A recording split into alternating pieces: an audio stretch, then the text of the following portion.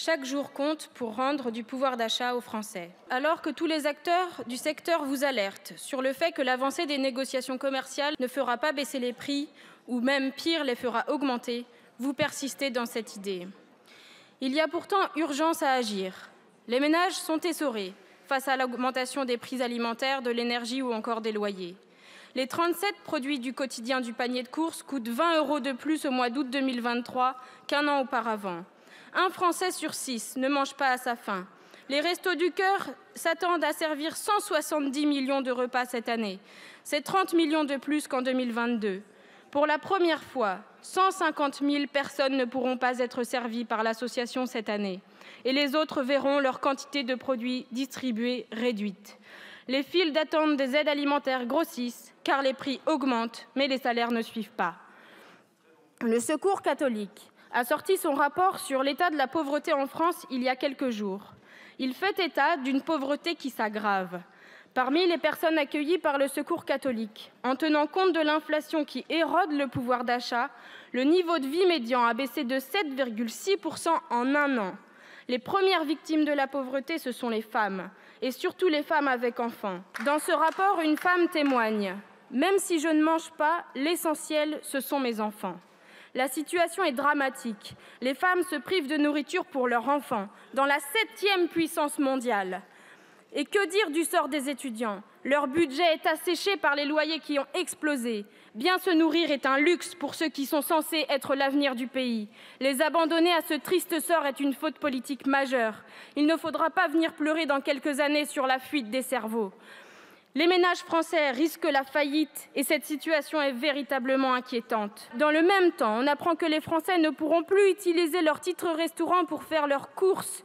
Les personnes qui n'ont que cette solution pour se nourrir ne pourront plus acheter ni viande ni pâtes. Ils devront se contenter de plats préparés, dont les apports nutritifs sont loin d'être équivalents. Tout ce que vous avez à proposer, c'est l'avancée des négociations commerciales. De 45 jours pour les plus petites entreprises, de 30 petits jours pour les grands groupes.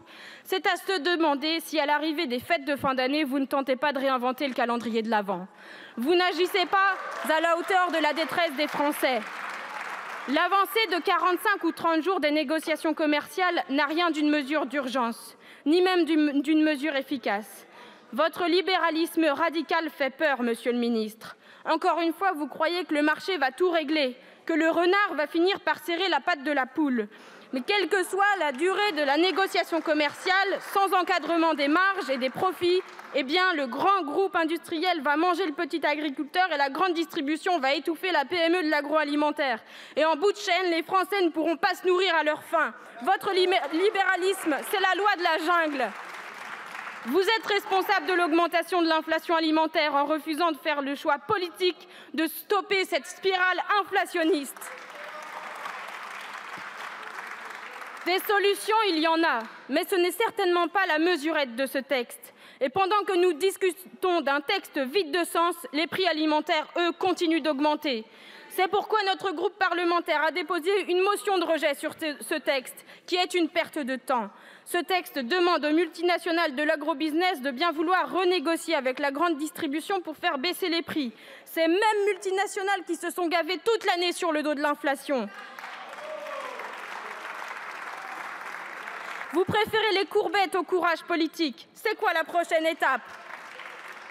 C'est quoi la prochaine étape? Notre bon président va inviter les riches PDG à Versailles pour leur demander de faire un petit effort?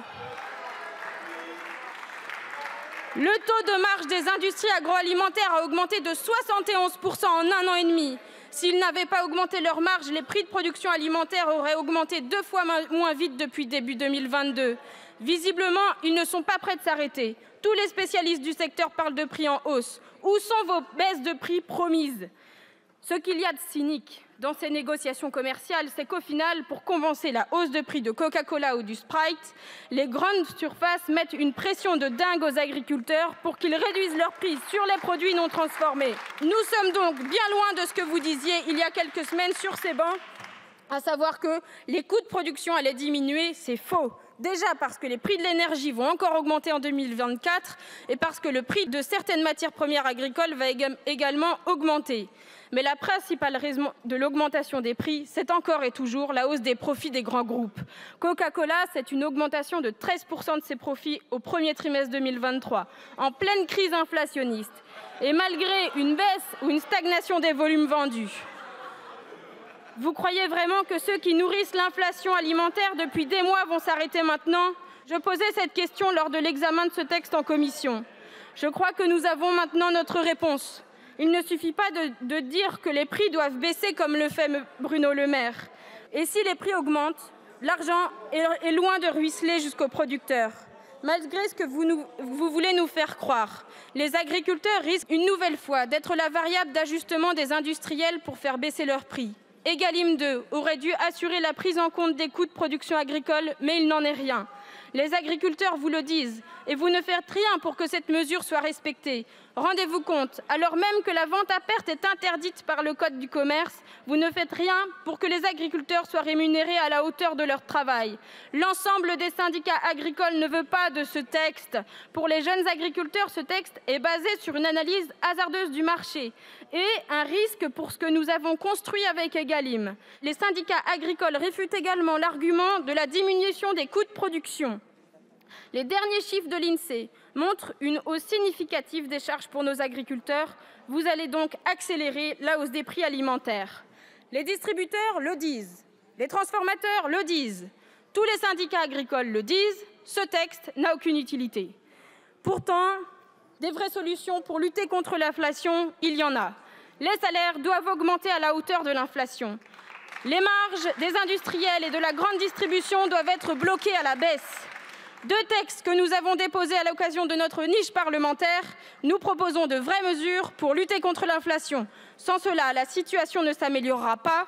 Il est grand temps d'agir et d'être à la hauteur des enjeux. Et débattons de vraies solutions. Vous tentez de nous faire croire que vous êtes des experts en économie, que cette mesure est une mesure d'urgence. En réalité, c'est un gadget technocratique qui n'aura aucun effet. Celui ou celle qui se débat avec ses 900 € de retraite le sait. Il s'en fiche de la durée des négociations commerciales. Il le saura d'autant plus quand il verra que la vie ne cesse d'augmenter. Il comprendra alors qu'il n'a qu'une seule solution, ressortir le gilet jaune du coffre de son auto et retourner sur les ronds-points. Et à ce moment-là, nous serons avec lui. Et finalement, il n'y a que ça que vous comprenez.